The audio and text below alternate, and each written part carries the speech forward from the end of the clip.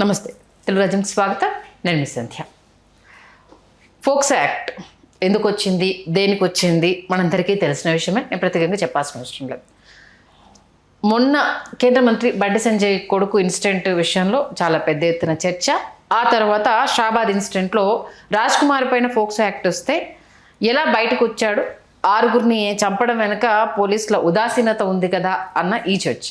ఇప్పుడు సీన్ కట్ చేస్తే AP deputy CM Pawan Kalyan garu Telangana CM Revanth Reddy గారికి లేఖ రాశారు. ఫోక్సో యాక్ట్ విషయానికి సంబంధించి ఉదాసీనత వద్దు, కఠినంగా ఉండండి, ఇమీడియట్గా దానికి సంబంధించి యాక్షన్ తీసుకోండి, జరుగుతున్న ఉదంతాలపైన కొంత జాగ్రత్త వహించండి అంటూ AP deputy CM Pawan Kalyan garu లేఖ రాయడం జరిగింది.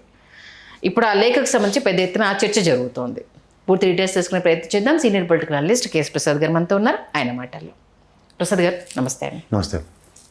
ఉద్దేశం మంచిదే, కాకపోతే ఇప్పుడు ఆయన అలర్ట్ చేయడానికి గల ప్రధాన కారణం ఏంటి, ఎందుకు డిప్యూటీ సీఎం పవన్ కళ్యాణ్ గారు ఫోక్సో యాక్ట్కి సంబంధించి తెలంగాణ సీఎంకి లేఖ రాశారు అన్నది చర్చ నడుస్తోంది. మీరేమంటారు? ఈ మధ్యన కొంచెం జాతీయ భావాలను ఓవర్ యాక్షన్ ఎప్పుడైతే స్టార్ట్ అయిందో, సమగ్రతకు దెబ్బతీసేస్తే అన్న పాత ఊతపదాన్ని మళ్ళీ తీసుకొచ్చాడు. వెర్రి వెయ్యి తలలేసినట్టు ఇవన్నీ ఉత్తర ప్రత్యుత్తరాలు అవన్నీ మొదలెట్టాడు. ఎప్పుడు రియాక్ట్ అవ్వాలి? బండి సంజయ్ కేసు అయిన వెంటనే వాళ్ళ అబ్బాయి విషయంలో అప్పుడు ప్రతిస్పందిస్తే సంతోషిస్తాం. నిజంగా. లేకపోతే ఇక్కడ రాజ్ కుమార్ది అంటే సిరీస్ ఆఫ్ 2 జరిగినప్పుడు చెప్తే మాట్లాడతాం. ఇవి మనం మాట్లాడుతున్నాం. కానీ రేవంత్ రెడ్డి గారు ఫోక్సో చట్టం పెట్టి అరెస్ట్ చేసిన తర్వాత కోర్టు రిమాండ్ ఇచ్చిందా లేదా కోర్టు బెయిల్ ఇచ్చిందా? ఈ రెండు ఎవరు ఇవ్వాలి? కోర్టే కదా. కోర్టుకు రాయమని ఉత్తరం చూద్దాం. పవన్ కళ్యాణ్ నిజంగా తెలియనోడు అయితే కోర్టుకు రాయమను. రేవంత్ రెడ్డి ఏడ్ చేస్తాడు మధ్యలో ముఖ్యమంత్రి. వాస్తవం కదా.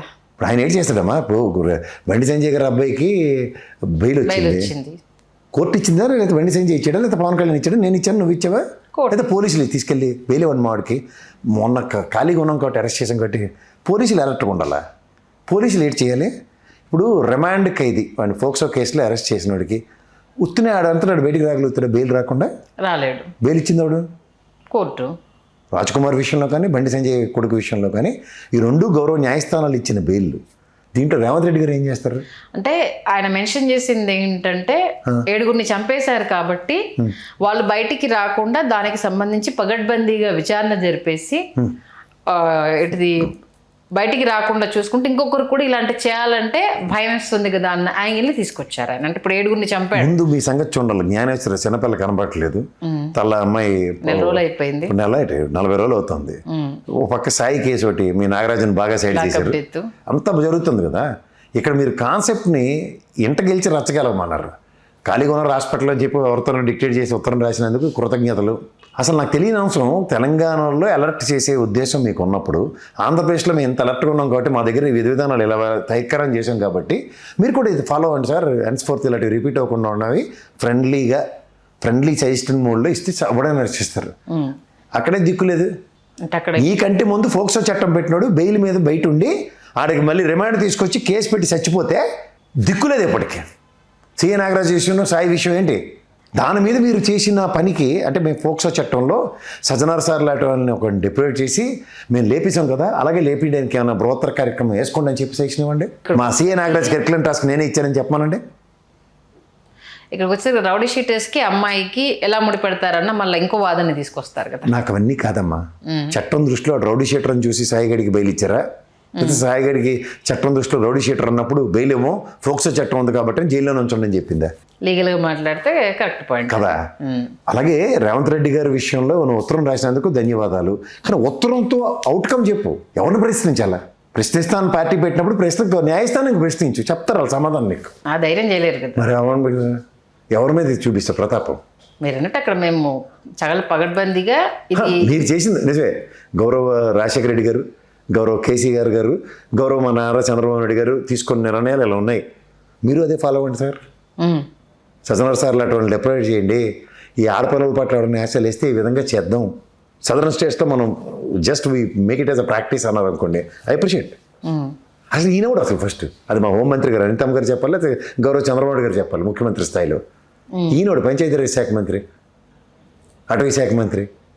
అంటే యాజ్ ఏ పొలిటికల్ లీడర్గా లెటర్ రాసే హక్కు ఉండదంటారా? పొలిటికల్ లీడర్ కాబట్టి జనసేన పార్టీ అధ్యక్షుడు తెలంగాణగా రాసేడు అనుకుందాం. ఆయన AP deputy CM letter head మీదనే వచ్చింది. అలాంటి పప్పులు ఉడకో ఇక్కడ. AP deputy CM letter head మీద అది కుదరదు. అది కుదరదు. ఇక్కడ ఆయన జనసేన నేను అంటుందమ్మా, జనసేన పార్టీ అధ్యక్షుడిగా ఆయన లెటర్ హెడ్ మీద రాసి గౌరవ ముఖ్యమంత్రి గారికి ఇచ్చినప్పుడు okay you make it as a practice. తెలంగాణలో పిచ్చి పిచ్చి ఆశలు వేస్తే 2 ట్రాక్ రికార్డులు ఉన్నాయి ఇక్కడ. ఇప్పుడు రాజ్ కుమార్ ఇష్యూతో తేడాతో ఉన్నప్పుడు బండి సంజయ్ గారు అబ్బాయిని ఏమైనా సజ్జనార్ గారిని డిప్లాయ్ చేయమని ఇండైరెక్ట్గా రికమెండ్ చేస్తున్నావా? ఓకే మాడుతుంటే అలాగే మాడుతాను నేను. బండి సంజయ్ గారు అబ్బాయి బయటకు వచ్చాడు, మీకు నచ్చలేదు కదా, హోంమంత్రి గారికి ఉత్తరం రాయండి. అంటే ఇలా కూడా అర్థం చేసుకోవచ్చు కదా. ఎలా? ఇప్పుడు రాజ్ కుమార్ విషయం అలా కదమ్మా, ఆర్గ్యుమెంటే నేను ఖచ్చితంగా ఇందులో ఆర్గ్యూ చేస్తా. ఎలా అంటే నీకు ఫస్ట్ పాయింట్ విను, ఇవాళ రాజ్ కుమార్ అనే వ్యక్తి ఉన్మాదిగా మారి ఆరుగురిని చంపేశాడు. మరి బండి సంజయ్ కొడుకు బయటకు వచ్చి ఉన్మాదిగా మారడం ఏమైనా అష్యూరెన్స్ ఉందా? మెయిన్ దానికోసమే అలర్ట్ చేశారేమో, జాగ్రత్తగా ఉండండి అని. అంటే మళ్ళీ అలాంటివి జరిగితే బద్నాం వస్తుంది కదా, కాబట్టి ఏ అవకాశం ఇవ్వకుండా జాగ్రత్త పడండి అని అలర్ట్ చేయడంలో తప్పలేదుగా. అంటే ఈయన కాండక్ట్ సర్టిఫికేట్ కోర్టు కన్నా మన ఏమైనా అతిథి శక్తులమా? మళ్ళీ ఆ క్వశ్చన్ వస్తుంది కదా. కోర్టు కాబట్టి తెలియదు, రాజ్ కుమార్ డెవలప్మెంట్ తెలియకుండానే బండి సంజయ్ కొడుకు బెయిల్ ఇచ్చారా? ఇప్పుడు రాజ్ కుమార్ అలా చేస్తారని కూడా ఎవరు ఎక్స్పెక్ట్ చేయలేదు కదా. చేయనప్పుడు ఏం చేయాలి? కోర్టు ఎలా తీసుకోవాలి? అండ్ ఫోర్త్ నేను ఫోక్స్ మేమే బెయిల్ ఇవ్వం, పోలీసు వాళ్ళు సత్వర విచారణ చేసి మాకు ఇవ్వండి అని కోర్టు డైరెక్షన్ ఏమైనా ఉందా? మరి లేనప్పుడు పోనీ హుటాహుటిన బండి సంజయ్ గారు అబ్బాయికి బెయిల్ వచ్చి బయటకు రాగానే మళ్ళీ ఎత్తుకెళ్ళి లోపటేశారా? లేదు. ఇవేవి జరగనప్పుడు, ఇవేవి సంబంధిత వ్యవస్థకి సంబంధం లేకుండా అంటీ ముట్టనట్టుగా రేవంత్ రెడ్డి గారికి ఉత్తరం రాసేస్తే అయిపోతుంది అనుకుంటే ఎలా?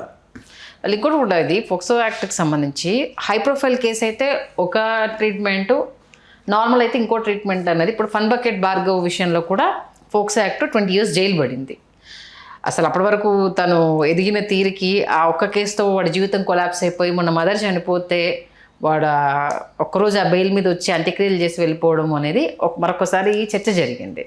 వేరే వాళ్ళ విషయంలో ఒకలాగా, హై ప్రొఫైల్ విషయంలో ఒకలాగా జరుగుతుందా అని అంటే ఏం చెప్తారు? సరే, హై ప్రొఫైల్ ప్రాస్పెక్టివ్ అని మాడదాం. బండి సంజయ్ గారు అబ్బాయి అండ్ ఇక్కడ రాజ్ కుమార్ అనేవాడు, 2 కేసెస్ వీడికి లో ప్రొఫైలే కదా, బెయిల్ మీద వచ్చాడు కదా బయటికి, ఆయన బెయిల్ మీద వచ్చాడు కదా. అంటే దాంట్లో అసలు ఫోక్సో యాక్ట్కి సంబంధించి వీళ్ళు పకడ్బందీగా కేసు పెట్టారా, పోలీసులు రిజిస్టర్ చేశారా లేదా, అసలు రాజ్ కుమార్ ఎలా బయటకు వచ్చాడు, పోలీసులతో లాల్వ్ చేయడు, ఇలాంటి రకరకాల కథనాలు వచ్చాయి సార్. ఇవన్నీ నాకెందుకమ్మా? ఫోక్సో చట్టం మీద అతను అరెస్ట్ చేయడానికి పోలీసులు ఒప్పుకుంటున్నప్పుడు, ఫోక్సో చట్టం మీద ఎస్పీ గారి స్థాయిలో ఎంక్వైరీ జరుగుతూ ఆ ట్రాక్ పక్కన ఎక్కడ దొరికాడు చచ్చిపోయాడని చెప్పిన తర్వాత ఫోక్సో అన్నది ఎంత హైలైట్ అవుతుంటే కోర్టు పరిధిలో ఉన్న అంశం కింద దాన్ని పరిగణించాలా కాదా? ఇప్పుడు నువ్వు ఇంకో కేసు చెప్పిన 22 సంవత్సరాలు రిమైండ్ పడింది అలా అమ్మగారు అంత్యక్రియలకు వచ్చాడు అతను. ఆ కేసులో శిక్ష పడడానికి ఎవిడెన్స్ వస్తూ ప్రూవ్ చేసింది పోలీస్ వ్యవస్థ. అవునా కదా? అప్పుడు 20 ఏళ్ళు ప్రెజర్మెంట్ ఇచ్చారు. ఎగ్జాంపుల్ చెప్తున్నా. ఇక్కడ రాజ్ కుమార్ విషయంలో ప్రెజర్మెంట్ ఎందుకు రాలేదు? ఇక్కడ బండి సంజయ్ విషయంలో అంటే ఫోక్సో కేసుని ఇంకా పోలీసులు తీసుకెళ్లి సబ్మిట్ చేసే ప్రాసెస్లో ఉన్నారు, విచారణ జరుగుతున్నారు. మరి ఈ లేఖ ద్వారా నేను చెప్పదలుచుకుంటున్నాను అంటే ఏమంటారు? నాకు పని లేదు, రేవంత్ రెడ్డి గారికి పని పెడదాం అంటే ఇలాంటి ఉత్తరాలతో కుదరవు. ఇంకా సెన్సిటివ్ ఇష్యూ కదా. ఆబ్వియస్లీ ఇది కోర్టు విషయంలో ఉన్న దాంట్లో రేవంత్ రెడ్డి గారు ఎవరిని ఇన్ఫ్లుయెన్స్ చేస్తాడు? వెళ్ళైనా ముఖ్యమంత్రి గారు వెళ్ళి అలర్ట్ గా లేరు, మీ పోలీస్ వ్యవస్థ బాగా పనిచేయట్లేదు, జాగ్రత్తగా ఉండండి అనేసి అని శృతిమెత్తగా రాజ్ కుమార్కి వచ్చిన సర్టిఫికెట్ బండి సెంట్రల్ ఇంటెలిజెన్స్ వాళ్ళు చెప్తూ ఉంటారు కదా పవన్ కళ్యాణ్ కన్నీ, బండి సంజయ్ గారు అబ్బాయి ఇలా తేడా పనులు చేస్తాడని ఇంటెలిజెన్స్ వాళ్ళు చెప్పారు ముంబైలో ఉన్నప్పుడు. ఇప్పుడు అదే కోణం బయటకు వస్తుంది, డీప్ డిస్క్. ఎందుకంటే ఇప్పుడు అలా జరిగింది కాబట్టి మరి ఇక్కడ బండి సంజయ్ అబ్బాయి కూడా బయటకు వచ్చాడు కదా, అలర్ట్ ఇచ్చినట్టే లేకపోతే ఈయన కాంట్రాక్ట్ సర్టిఫికేట్ ఆయన దగ్గర ఏమైనా ఉందా? ఇప్పుడు బెయిల్ వద్దు, రద్దు చేసి పంపించేయండి అనే మెసేజా? కూటమిలో ఉన్నాడా, కూటమి నుంచి బయటకు వచ్చాడు? ఎందుకంటే ఇప్పుడు మీరు అన్న ఒకటి వాలిడ్ క్వశ్చన్ చాలామంది అడుగుతుంది, బండి సంజయ్ కొడుకు మీద ఫోక్స్ యాక్ట్ అయినప్పుడు ఎందుకు ఇదే పవన్ కళ్యాణ్ గారు స్పందించలేదు అనేది. ఇప్పుడు రాజ్ కుమార్ విషయంలో బాగా స్పందించారు, ఇప్పుడు బండి సంజయ్ కొడుకు కూడా ఇదే ఎంప్లాయ్ అవుతుంది కదా, సూసైడల్ టెండెన్సీ ఉందా లేదా మర్డర్ చేసే టెండెన్సీ ఉంటుందా? సేమ్ ఈజ్ అప్లికబుల్ కదా. మళ్ళీ ఇప్పుడు దీనికి సంబంధించి అటు సైడ్ నుంచి ఎవరు వైలెంట్గా రియాక్ట్ అవుతారో తెలియదు, ఎమ్మెల్యేల, పార్టీ కార్యకర్తల, నేతల, ఇది ఇప్పుడు మళ్ళీ అదొక ఇష్యూ. ఇప్పుడు టైం వేస్ట్ సీరియస్లీ సార్. ఇప్పుడు దాని గురించి మళ్ళీ భూత పురాణాలు, అరెస్టులు, ఇప్పుడు ఇదే ట్రెండ్ నడుస్తూ ఉంది కదా. మాట్లాడడం, ఉత్తరం రాసేయడం, దాని కాన్సిక్వెన్సెస్ రిప్లికేషన్స్ ఉండకూడదంటే ఎట్లా అవుతాయి? అవ్వదు కదా.